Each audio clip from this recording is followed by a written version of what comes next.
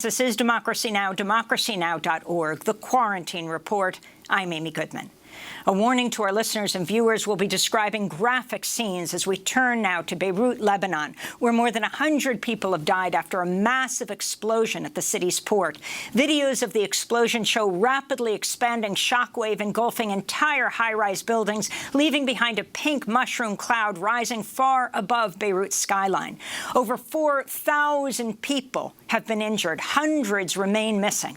The blast leveled buildings, overturned cars, shattered windows miles from the blast site. An estimated 300,000 people have lost their homes. Lebanon's Prime Minister, Hassan Diab, called the explosion a national catastrophe. He said it was triggered by 2,700 tons of highly explosive ammonium nitrate inexplicably left unattended in a warehouse for 6 years.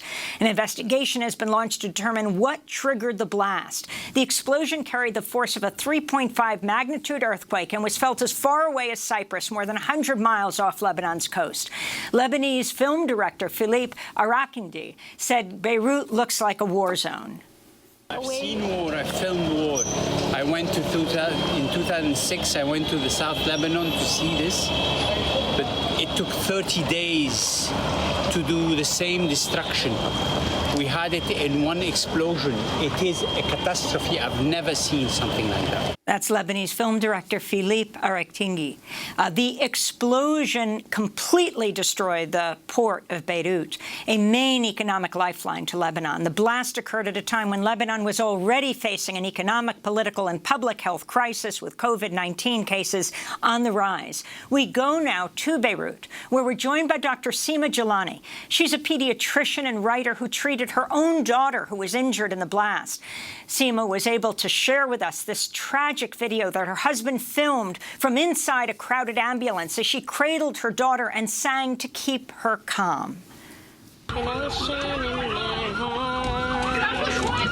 I've got love like an ocean. I've got love like an ocean. I've got love like an ocean. The scenes and sounds from inside an ambulance in Beirut after Tuesday's blast, where you can see and hear our guest, Dr. Seema Jilani, who joins us now on the phone from a hospital where her daughter is being treated. Seema, can you tell us where you were when the blast occurred and what happened next? I was on Armenia Street, which is a large thoroughfare on the street on which I live in a little area called Mar Mikhail, full of shops and restaurants, bustling, a lot of nightlife on a usual day. It was extremely packed because we're just coming out of a 4-day lockdown from Friday through Monday, and then and so everybody was out abnormally, even more traffic than usual. My husband and daughter were at home. We have floor-to-ceiling windows. The explosion knocked out completely all of the windows. He went to protect her, and shards of glass flew into her legs and arms, much deeper upon second inspection than I originally thought. I was in a car. I heard the blast, immediately crouched down into fetal position, and time lapses and means nothing in these moments. So I have no idea how much time passed. But the driver came and said I can get out. I got out. I realized I left my keys, went back to get my keys, and the scenes that I saw walking from that one block to my home were people in confusion, dusted with debris and detritus, overturned doors, glass everywhere. A young woman approached me to use my phone, and when I looked at her the second time around, her ear was falling off. So I immediately got into my sort of doctor mode, as we do, tried to find out if there were any other sources of bleeding, and tried to make phone calls for her and stabilize her. But in the meantime, I had gotten in touch with my husband. My husband said, come home now, your daughter needs you. And for the first time in my career, I've never done this, and it feels so antithetical to everything I am. And I told the young lady, I said, I'm really sorry. I stabilized her, and I had to go. I ran up the stairs. I ran a block, ran up the stairs, to scenes in my apartment complex where I live on the third floor of completely open, shattered doors, windows, glass everywhere, people bleeding on stairs, blood dripping down the stairs, an unconscious woman, and all I was screaming was, "Is my daughter okay? Is my daughter okay?" I run into an apartment that I don't recognize, and our things look as if they've been in an earthquake. And there she is, naked in a towel, and my husband is applying pressure to two very deep wounds that I can see at first. We then go downstairs after a lot of chaos, downstairs to catch an ambulance, and we are packed into the ambulance that you just saw. One of the last people to luckily get on that ambulance, and we're not moving anywhere for about at least 10 minutes because everything is at a standstill. So there's just despair and destruction. Nothing is moving. And people are just in complete chaos within the ambulance itself. And so for me, I turn to half mother, half daughter, which you saw, and half of that means calming and singing your child to sleep or whatever, and half of it means waking her up when she goes to sleep to make sure she's not going unconscious. So you're on this tedious balancing, tiptoe. And how old is your daughter, Seema?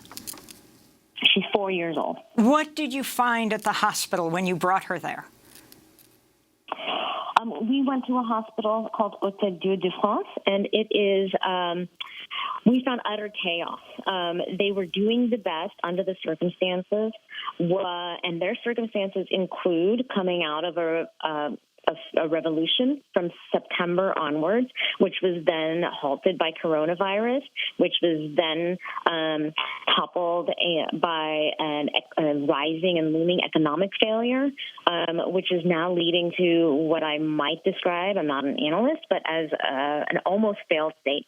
So they're overworked, underfunded, and now we're coming into the season of bronchiolitis, flu, and none of which is detectable or can be differentiated from COVID. And so at this hospital, you're seeing extreme trauma, upon layers of trauma within the hospital staff who are actually calling to see if their own kids and family members are all right, and people that are trying to volunteer off the street. Their own hospital has been hit, so there's rafters hanging, electrical wires everywhere. It looks like a scene that's under construction, and there's dust and rafters, so everybody is also trying to shield themselves. Then you get to the actual people and patients, and they're everywhere. You're stepping over people, you're bumping. I was carrying my daughter, so I was trying to make sure her legs at one point weren't getting in the way of a doctor suturing in a hallway. There's patients within the doctor's areas, which is almost never seen. I mean, just bodies upon bodies, and they're not all of them are dead, but certainly they have blood wounds, gaping wounds, shards of glass, children crying. My daughter thinks she recognized a little girl from her school, but a lot of perspective in that moment where you say, okay, my daughter has some wounds and some gashes, and we can get that treated, but please first go do CPR on the next patient. Dr. Seema Jilani, I want to thank you so much for being with us. All our best to your 4-year-old daughter, Iman. Thank you. And, of course, to everyone right now in Beirut. More than 4,000 people injured. Hundreds are missing. 100 at least confirmed dead.